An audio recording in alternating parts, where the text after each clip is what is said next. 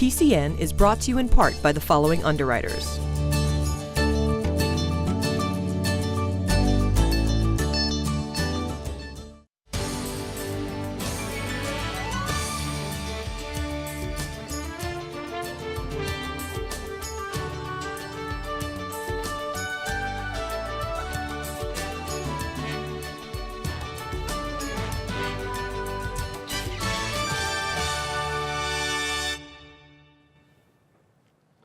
Happy New Year and welcome back to PACTV Community News. This week we take a look at our top YouTube hits from 2016. You can find all our stories at our website, but for now, sit back and enjoy.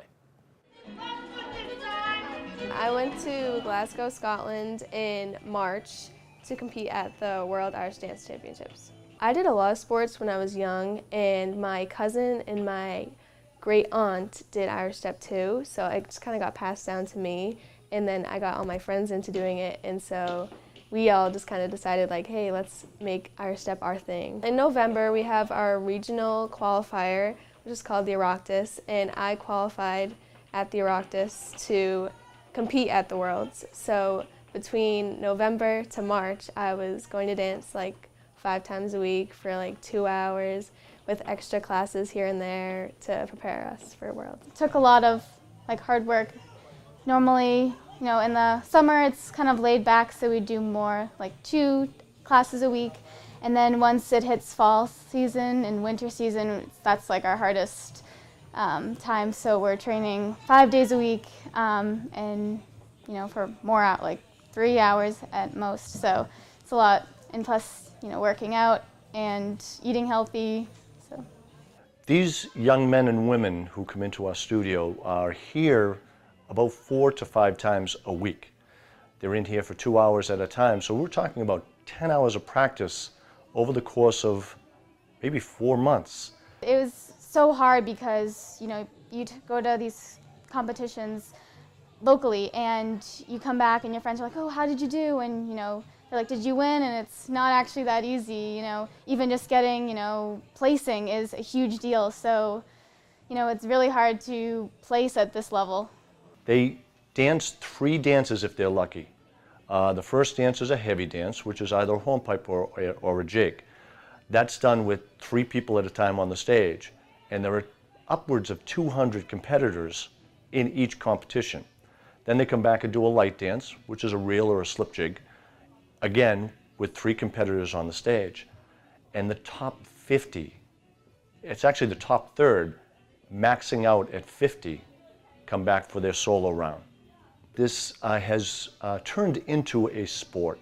When I competed at a young age, it was that kind of, you didn't know whether you want your friends to know that you did it. But nowadays, they take great pride in the fact that they work just as hard as the high school football team works or the hockey team. They put in just as much time and energy into something that they compete. And those people that play on the hockey team and the football team at their high schools will never compete at the world level. These kids are competing at the world level of a sport which they chose. My goal is to get better and better.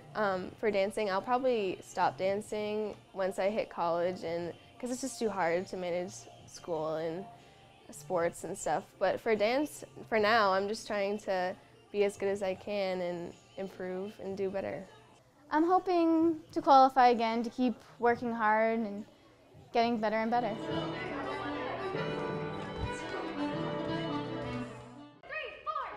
The next time you want to get a song stuck in your head for days, come to a musical rehearsal. These songs are incredibly catchy. And why shouldn't they be? They tell the story of Elle Woods, the perpetually perky perfectionist blonde on a quest to win back the love of her life by enrolling at Harvard Law School. At least that's what I remember from the movie when I saw it on a long flight over 10 years ago. Something tells me this will be a little different from the version that I saw. The stage production of Legally Blonde will be vastly different than its cinematic counterpart, and of course that's because it's a musical, and from what I understand, it's a non-stop musical with occasional bits of dialogue in between. Come to think of it, I may have actually enjoyed the movie a lot more had it been designed this way. While the movie itself may not have been spectacular according to the Academy's standards, it's just the type of story that's ripe for a successful musical. Well, I think you take a movie like Legally Blonde, and it's kind of campy, kind of silly, kind of stupid, and you find the funny humor in that, and it works so well with the musicals. I think that's why they've been doing it so often. This one translates really well. Ali Abedi is one of 2 women from Plymouth featured in this production, and while her character didn't appear in the film, she immediately connected with the role. Yeah, she's a nerd. I'm a total nerd for different things. She's a nerd for like academics and law school. I'm a total theater nerd, and I always felt that way in my group of friends where they were, never knew what I was talking about. I was blabbing on and on about musicals and Broadway, and they didn't care, but loved me anyway, so I totally relate to her. While Ali Abedi was a Plymouth South High School alumnus, Plymouth North produced actress Katie McLean. We discussed her strengths when it comes to the 3 things that an actor must be able to do in a musical stage production. I'd say for me, out of like the 3 things, I'm probably more of a singer, a dancer, and then an actress. Singing has always been my passion, but then I also love dance. Acting has, for some reason, always been my weakest thing. So luckily, with this character, I've been able to watch the movie, watch the MTV series, and just be able to get little bits and pieces of other people's interpretations of Brooke. In the short time that I got to see the cast, I was incredibly impressed by the immense talent just watching them rehearse. Hopefully that translates to a strong live performance. It's a story of girl empowerment, and it's upbeat music, and there's a lot of comedy, and I just hope they take away that it was a fun evening, that they could tap their toes and sing along and remember the songs when they leave. At the Company Theater in Norwell, I'm Brian Sullivan, PACTV Community News.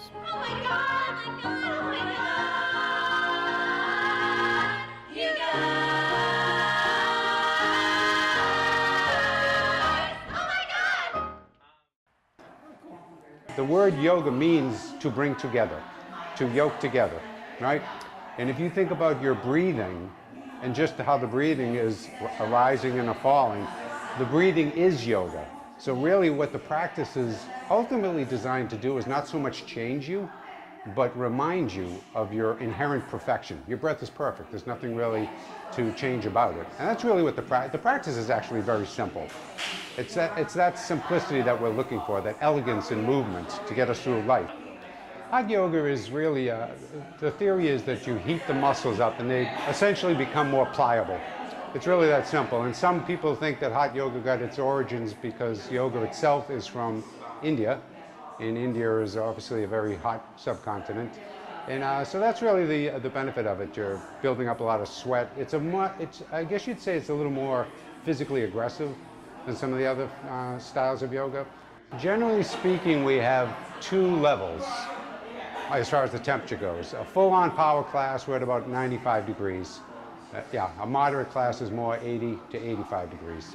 So we get a lot of ex-triathletes, marathoners that may have punished their bodies with those type of sports, and they end up loving power yoga because while it gives them that same sensation of physical exercise, its ultimate purpose, like I say, is to give you just a peace of mind.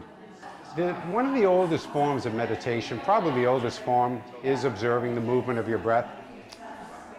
When you observe the movement of your breath, and this happens so quickly you might miss it, but when you do observe the movement of the breath, the internal dialogue recedes to the background a little bit, and you get that sense of peace. So really what the practice of yoga is an attempt is to increase that space. So we know now our anxiety, our depression, all of our problems are caused by the story. We're trying to tap into that natural intelligence of the body. And really that's when students leave a yoga class, they have this sense of peace that they can't quite identify, and that's what we're after. It's that losing the identification, if that makes sense. I would say that I am that type B personality, rise to the occasion type A personality. I've always been enthralled with success since I was a little kid. I've always wanted to do things that most other people can't do. I have this really weird energy in me that just, when I see the elite of a circle, I want to get into the elite circle. No matter what it is, I always want to say I'm in the top 10% of everyone who does something.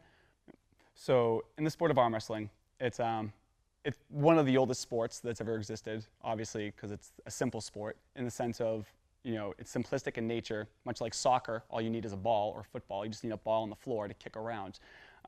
With arm wrestling, you just need an arm. So you just go to a table and you put your arm against someone else, and you either move left or right. And if you go to the side that's your palm up, you're going to lose. And if you go palm side down, you're going to win. And it's pretty much as simple as that. It's a lot more cerebral. It's the most cerebral sport I've ever played in my entire life, and I played a lot of sports. And literally, we call it the fastest. It's referenced as the fastest sport or human sport in the world because the match lasts a tenth to a quarter of a second. So it's go and it's over. And that's going slow, but that's still less than a second. So it's so fast. And there's angles. It's about physics. It's almost like playing chess with your mind against someone else, because when you actually grab someone else's hand, there are at least a minimum 3 different grip styles. And you have to figure this all out within like 2 seconds. And then they say go, and you have to react. And Newton's 3 laws of motion, one of them, you have to be a reactive force greater or equal to that pressure or force in that angle, which you assume you think you know the angle, but that just tells you one side of the story. So it's definitely the most complicated sport I've ever played in my life. Basketball, it's fairly simple. You get the ball, you dribble, you can move around somebody, you pass, someone shoots, it scores, and you have plenty of opportunities to score. In arm wrestling, you get 2 losses, and you're out for the rest of the tournament. So, and there's an A bracket and a B bracket. And if you lose, you fall in the B bracket, you lose again, you're out of the tournament, and there goes $25, your day's over. And then there's the shoulder press or shoulder roll, or a flop press. So as an athlete, representing Team USA, it's been the ultimate goal for me since I was a small child.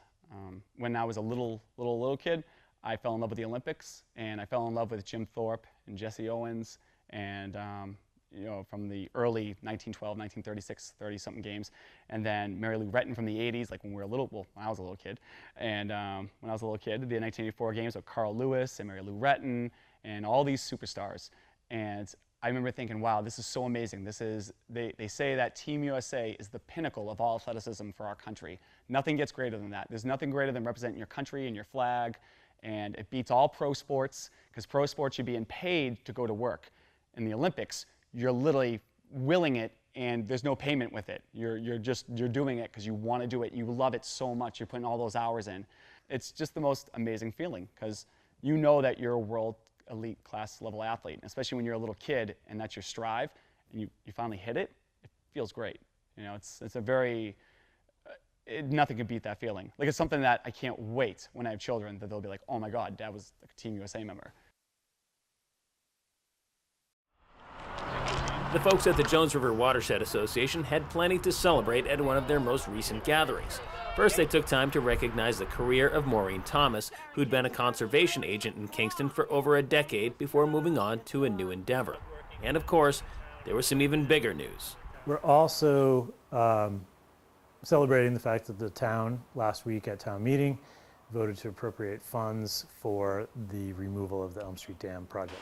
It should be noted that the Watershed Association had been working toward those ends for the better part of the last decade. At the time, in 10 years ago, we knew that we would get our biggest bang for the buck out of the Wapping Road Dam removal upstream from the Elm Street Dam. So we turned our attention to that, and we worked on that project. We removed that dam in 2011, and since then have redirected our efforts back down to the Elm Street Dam. The overall cost of the project will be roughly $650,000.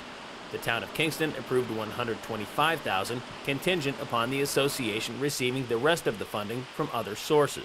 So we right now have proposals in to NOAA, the National Oceanic and Atmospheric Administration, through their National Marine Fisheries Program, that does restoration projects like this. So we're asking them for the bulk of the money.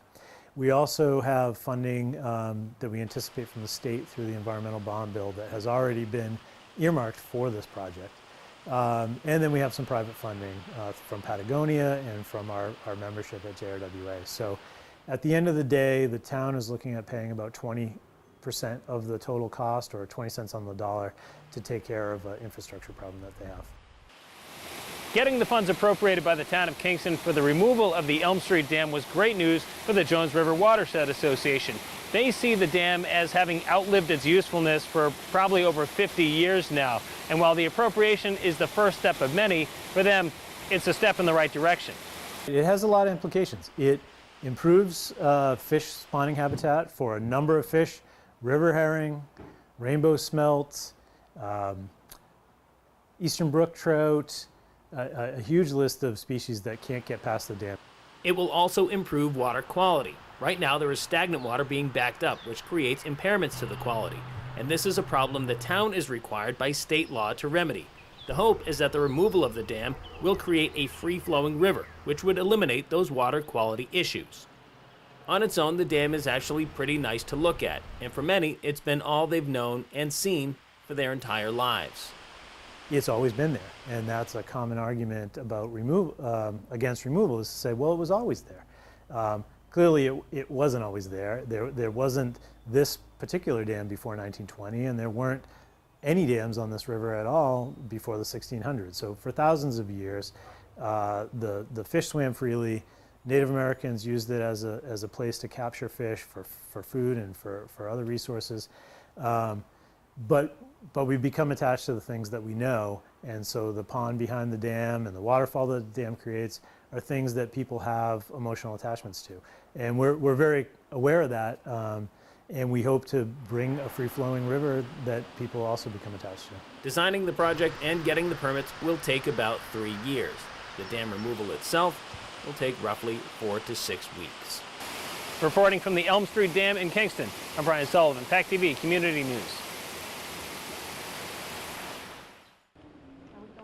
The Americana Theater Company is no stranger to the Plymouth area, and every time they find their way back here for one of their big productions, it feels a bit like a family reunion. You've got your aunts and uncles that you'll always recognize, and then maybe there are some cousins you didn't even know you had. But every time they show up, they bring plenty of talent. This time, they'll be using that talent to produce a stage version of Grease, a movie that came out in 1978, decades before many of this cast were even born. In 1978, if you didn't know John Travolta as Vinnie Barbarino from the show Welcome Back, Kotter, you probably knew him as Danny Zuko from the movie Grease. Now, nearly 4 decades later, when you think of Grease, you don't really think of John Travolta so much as the songs like Summer Loving and, to a lesser extent, Beauty School Dropout. And for a couple of weeks in the month of July, the Americana Theater Company will be singing all of your favorite songs from the movie Grease and a stage production at the Spire in downtown Plymouth. Of course, I didn't know that 7 years before it became a movie, Grease was already a stage production in 1971, and that's the format that this company is adhering to. So instead of seeing the Olivia Newton-John version of Sandy, you can expect to see a more complex version of this iconic lead character. The stage version is really kind of different. Sandy's like more awkward. She doesn't really like know who she is or know her place, and she's like pretty much just rejected from the Pink Ladies. So in preparing for the role, I definitely had to like kind of just erase all my preconceived ideas and notions about who I thought Sandy was, because I like grew up watching Grease, and really just like embrace the Sandy of this show.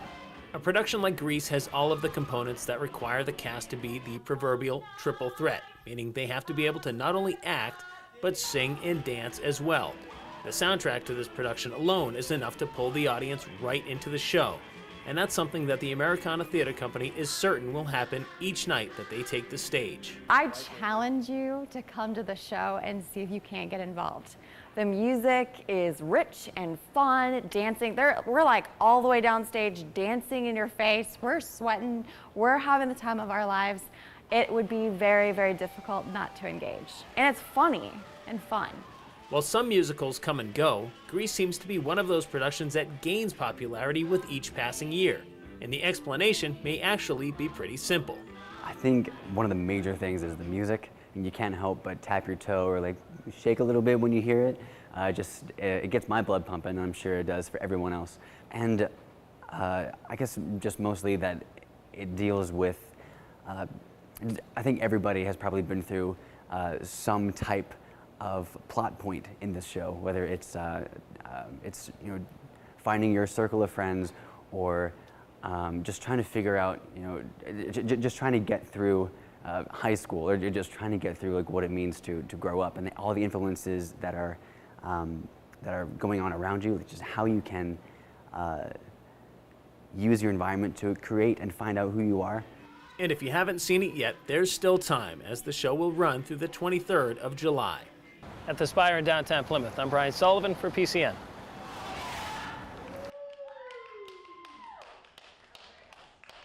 Now someone say to David Panda. Now someone say how this began. Les Mis is probably my favorite musical of all time. I think it's safe to say that.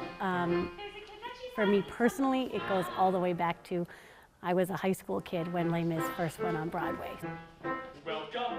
So I've loved it since I was the age of these students, and have had the opportunity. We did it in 2004 when the school edition first came out, and I've known that when the time came that I had the students, the commitment, the depth of program to tackle this show again, that I couldn't wait to.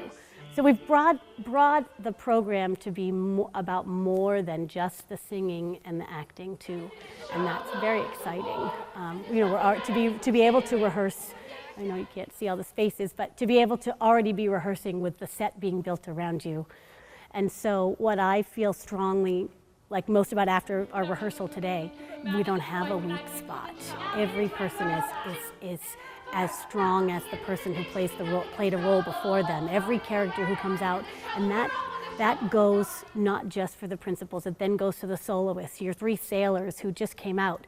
Perfect solo, perfect solo, perfect solo. What pretty hair, what pretty locks you've got. We sort of have perhaps the strongest core of vocal talent and theatrical talent that I've ever had.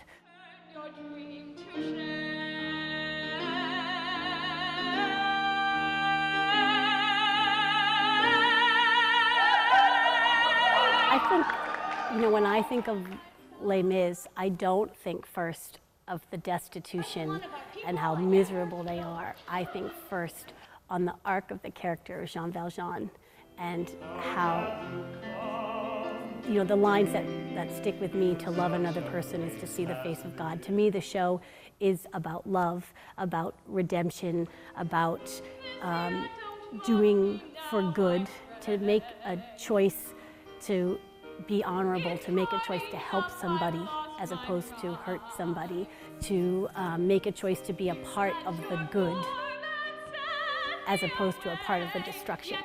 The sun will rise, you know, that message. When we talk about sort of the miserableness and the death and the destruction, and there's something about that's really easy for high school kids to get into. You know, it's, I don't know if it's because they study it in English, they've studied it in history, but I find that this topic and this time period is very accessible because it links up with what they've studied in a curricular way.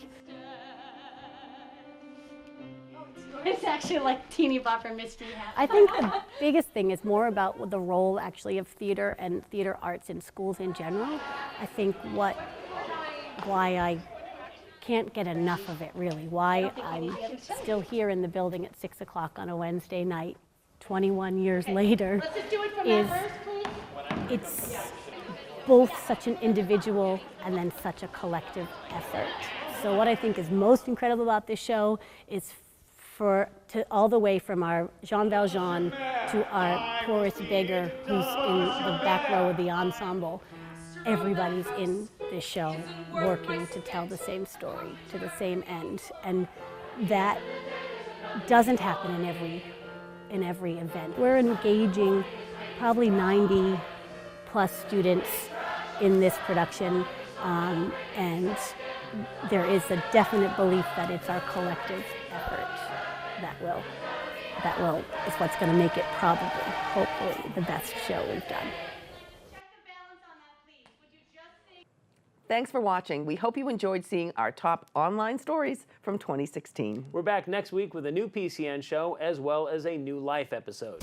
See you then, and Happy New Year.